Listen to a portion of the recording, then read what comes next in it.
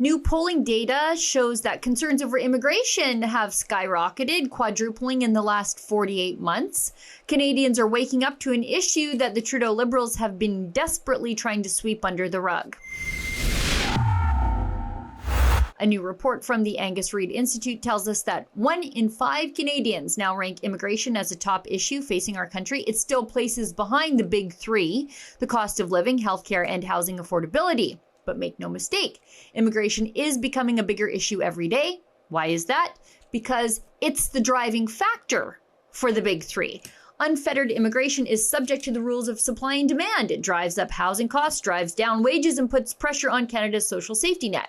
And people are starting to make the connection after 9 years of the Liberals in power. After 8 years of Justin Trudeau and the NDP, housing costs have doubled across Canada.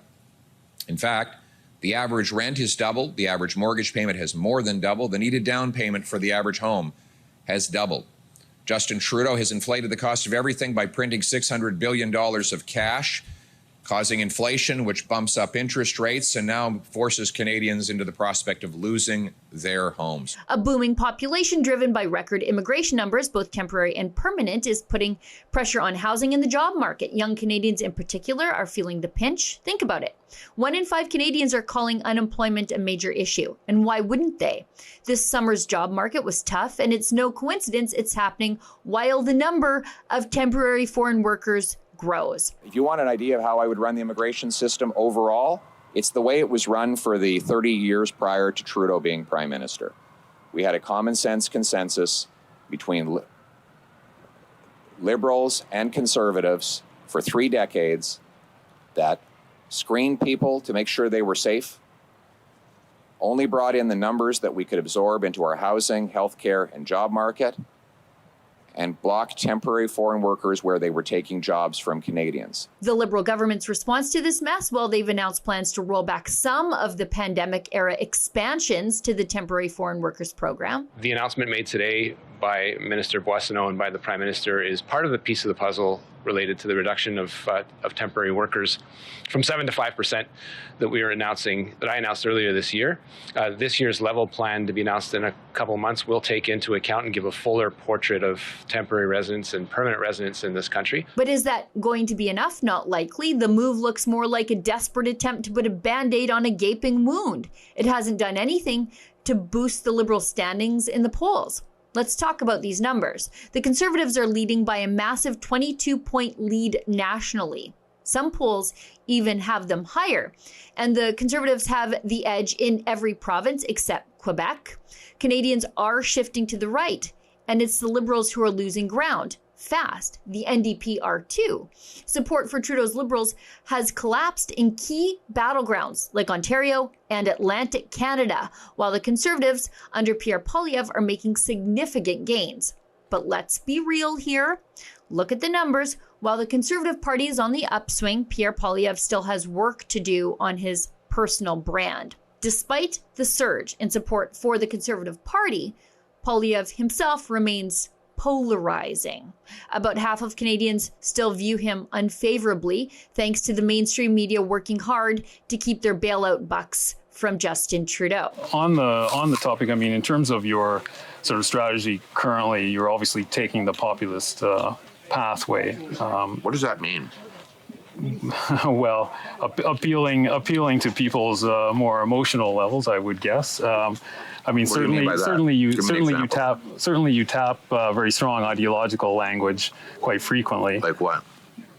Left wing, this and that, right wing. I mean, it's that type of ideological spectrum. I never really talk about left or right. But anyways, I don't really believe in that. Okay. A lot of people would say that you're simply taking a page out of the Donald Trump book. Like which people would say that? Well, I'm sure a great many Canadians, but... Like who? I don't know who, but... Well, you're the one who asked the question, so yeah. You must know somebody. But Poilievre is gaining ground. The more people have a chance to get to know him and realize the sky is not falling, and the far-right boogeyman mantra from the Liberal media is far from true. But the trend in all of this is undeniable. Canadians are looking for change, even as they aren't fully sold on the man leading the charge in the Conservative Party. That's how much Canadians dislike Trudeau.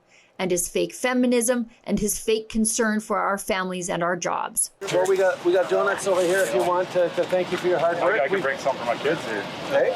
The 25% tariffs we just brought in on Chinese steel to help you out. That's going to keep my job, That's going to keep your job. What about the $400 40% taxes I'm paying, and I don't have a doctor? The $400 million in invest in the car means you're going to have a job for I think you're only here for another year. We won't see you around probably another year. Well, that's what elections are for. That's right.